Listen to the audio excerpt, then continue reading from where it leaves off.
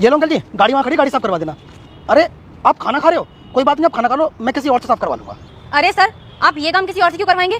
अरे ये काम इनका तो यही करेंगे ना। और वैसे भी यहाँ पर पूरे दिन बैठ के खाना ही खाते रहते हैं, और सैलरी किस बात की लेते हैं? हमारा काम नहीं करेंगे तो किसका करेंगे? कैसी बातें कर रही हो ये? पहली बात तो ये काम है ना इन अंकल जी का नहीं है। इन अंकल का काम सिर्फ यहाँ की गाड़ियों को देखरेख करने का है, ना कि गाड़ी साफ करने का। वो तो अच्छे इंसान है, इसलिए हमारी गाड़ी साफ कर भी देते हैं, इसलिए थोड़ा तमीज से बात किया करो इनसे। और अंकल जी, आप प्याज से रोटी क्यों खा रहे हो? आप सब्जी नहीं लाए? साहब, मेरे को सब्जी बनानी आती नहीं है, इसीलिए मैं डेली प्याज से रोटी खाता हूँ। अजीब बात है अंकल जी, अगर आपको बनानी नहीं आती सब्जी तो घर में भी तो और लोग होंगे, आपकी बेटी होगी, आपकी वाइफ होगी। साहब जी, मेरे परिवार में सब हैं, वो सब गांव में रहते हैं, मैं यहाँ अकेला रहता हूँ। अब मेरे को रोटियाँ बनानी आती है, सब्जी आती नहीं है बनानी, इस मारे में रोटी ले आता हूँ और प्याज ले आता हूँ। अरे सर, आप इनसे फालतू में दिमाग क्यों मार रहे हैं? और वैसे भी सर, ये क्या खा रहे हैं क्या नहीं खा रहे हैं, इससे हमें क्या मतलब? हम लोग ऑलरेडी बहुत ज्यादा लेट हो रहे हैं सर, चलते हैं ना प्लीज। हनी, तुम बीच में क्यों बोल रही हो? मैंने कहा बोलने के लिए? तुमसे मैंने कितनी बार बोला है, जब मैं किसी से बात कर रहा होता हूँ तो बीच में मत टोका करो, लेकिन तुम्हें तो समझ में नहीं आता है। सॉरी सर, गलती होगी मुझसे, मैं आगे से ध्यान रखूंगी। अंकल जी, आप सब्जी बाहर से मंगा के खा लिया करो ना, प्याज से कोई रोटी थोड़ी खाई जाती है, आपको अच्छी भी नहीं लगती होंगी। साहब, क्या करूँ, खानी पड़ती है, मेरी मजबूरी है। सब्जी के लिए पैसा चाहिए और पैसा मेरे पास में है नहीं। अंकल जी, आप पैसे तो कमाते ही हो, सब्जी क्यों नहीं ले सकते फिर? 50-60 रुपए की सब्जी कहीं से भी ले लो। हाँ जी हाँ, ये ले लेंगे सब्जी।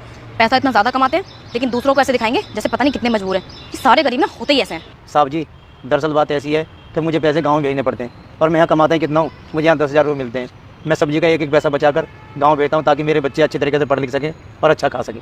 अंकल जी, अगर ऐसी बात है तो आप कैंटीन से खा लिया करो ना, मैंने वहाँ स्टाफ के लिए खाना फ्री कर रखा है। साहब जी, ये आपने बात बिल्कुल सही कही है, कैंटीन का खाना फ्री है, मगर साहब, कैंटीन का खाना ऑफिस के लोगों के लिए है, और मैं ठहरा एक सफाई कर्मी, वहाँ मैं कैसे खाना खा पाऊँगा? अंकल जी, आप टेंशन मत लीजिए, मैं अभी जाकर खाना भिजवाता हूँ। सर, आप ये कैसी बातें कर रहे हैं? उस कैंटीन में हमारे ऑफिस का स्टाफ जाता है खाना खाने के लिए। और वैसे भी सर, आप इन्हें आज खिलाओगे तो इनकी डेली की आदत पड़ जाएगी वहाँ पे खाना खाने की। सर, मैं तो कहती हूँ कि इनको यही खाना खाने दो, ये इसी खाने में खुश है। हम लोग चलते हैं, हम लोग ऑफिस के लेट हो रहे हैं। हनी, तुम बहुत ज़्यादा बोलती हो, और शायद तुम ये भूल रही हो, जैसे तुम मेरे लिए काम कर रही हो ना, ऐसे ही ये अंकल मेरे लिए काम कर रहे हैं। तो इसलिए मुझे ऑफिस के लोगों के साथ साथ मुझे इनका भी ख्याल रखना है। समझ में आई तुम्हारे? अंकल जी, मैं भिजवाता हूँ आपके लिए खाना। जी साहब। सर, आपने सफाई वाले को दिलवा दिया कैंटीन से सब्जी। अब आप देखना, अब वो डेली डेली ना कैंटीन में आके बैठ जाया करेगा और फ्री का खाना खाएगा। फ्री का खाना? वो फ्री का खाना क्यों खाएंगे? इस कंपनी के अंदर जितने भी लोग हैं, मैंने सबका कैंटीन से खाना फ्री कर रखा है।